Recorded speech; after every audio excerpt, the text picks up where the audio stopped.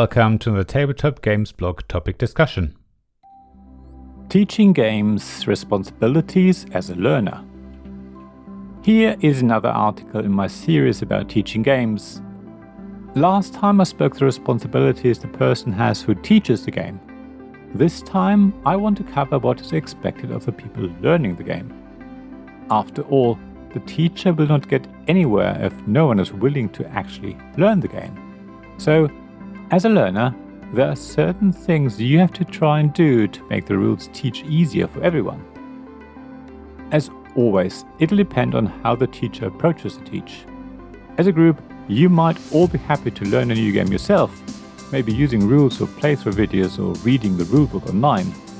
Then, your responsibility as a learner is really all on you. You need to have learned the game before you all come together to play it. How you do that is all up to you. It's another thing if you have someone teaching a new game to you. It's what we do in my games group, and is the approach you'll usually find in games cafes or at board game conventions. There'll be one person, or maybe two, who explains the rules to everyone. How that is done will depend on the game and the teaching style, but if someone teaches the rules, your responsibilities as the person who is being taught are different to when you have to learn them yourself. I think the most obvious thing that you, as the learner, need to do is to pay attention. It should be pretty clear that you need to listen to what the teacher has to say and try and absorb the information. Even though it's probably something that everyone knows they should do, it's also something that's often forgotten. I've seen it before, especially at board game conventions, that people don't really pay attention. They're on their phones taking pictures of the game and tweeting about it, or they start reading their player aid, or they play with the components. I know that some people can do both, but I think it's only good etiquette to give the rules teacher your full attention. After all, they have worked hard to prepare for this moment, and they're possibly also quite nervous teaching the game to other people. I appreciate that learning a new game can be quite overwhelming. There can be a lot of information to take in, and it can just become a bit too much. That leads me nicely to the next thing that learners should do. If you feel there's too much information coming your way, then say so. Sometimes it is possible to teach only some of the core rules and just start playing, explaining the rest as you go along. That's not always the case, but when it is, it's a great way to reduce information overload. As a learner, you could ask if the teacher's able to get to a point where everyone knows enough to start the game. Another thing you as the learner have to do is ask questions when something isn't clear. Asking questions is a good way for the teacher to know what things need to be explained in more detail, that might have been explained previously but have since been forgotten. Asking questions also creates a bit of a break, allowing you to absorb the existing information while something is being clarified. Also, everyone learns differently, so if the teach doesn't work for you, then explain this and describe how you would prefer to learn the game. For example, I've noticed that some people like to have the rulebook in front of them as they learn the game, so they can read relevant sections. Reading is their way of learning and not so much listening. Generally though, communication is important. Maybe nod your head to show the teacher that you understood something. If the teacher points at something on the game board or somewhere else, make sure you look at it. Maybe ask to take a closer look if you can't see it from where you're sitting. When learning a game, it's so important to show the teacher that you're following what they're saying. When the teach is over and you start playing, there are a few more things to bear in mind. The first time you play a game, you should explore it. Push buttons and pull levers, as they say.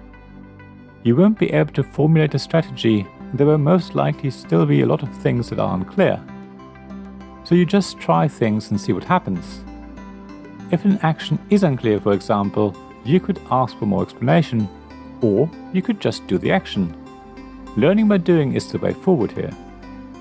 Chances are you will make mistakes, and depending on the game and the people you're playing with, you might be able to have a take back. However, even if you're not allowed to undo what you just did, it's still a good learning experience. After all, if you're forced to correct your mistake, you will discover new things. Of course, if things are still completely unclear, If you still have no idea what to do, then ask. As I said above, communication is key. During the rules teach just as much as during the game. Provided you have a very vague idea of what's going on and at least know the possible actions you can do on your turn, then you're usually better off just trying them. Don't expect a teacher to steer in a certain way, let alone provide you with a fully fledged strategy. What is most important though is that you share with everyone around the table what you're doing and why. It goes back to communication. After all, everyone is playing this game for the first time, possibly even the teacher. So if you share with everyone around the table what you're doing, then they can learn from that.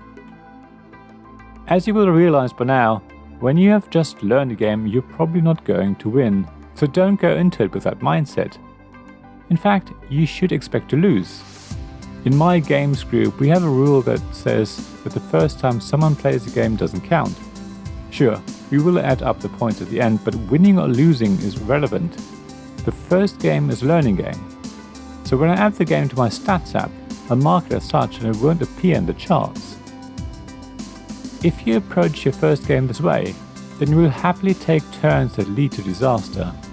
You will learn from those disasters and improve with every turn. You might even discover new ways of winning the game just because you play in a very unorthodox way. If you do end up winning, then even better. So what about you? How do you feel about learning a new game? What do you do when you listen to the rules being taught? What do you do when you get to play it? Do you say out loud what you're doing?